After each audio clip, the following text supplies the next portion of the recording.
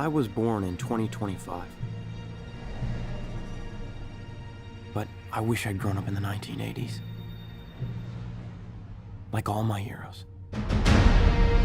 I live here in Columbus, Ohio. In 2045, it's still ranked the fastest growing city on Earth. But it sure doesn't seem like it when you live in the stacks. They called our generation the missing millions. Missing not because we went anywhere.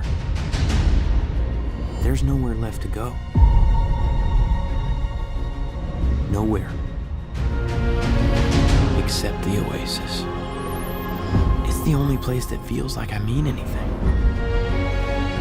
A world where the limits of reality are your own imagination.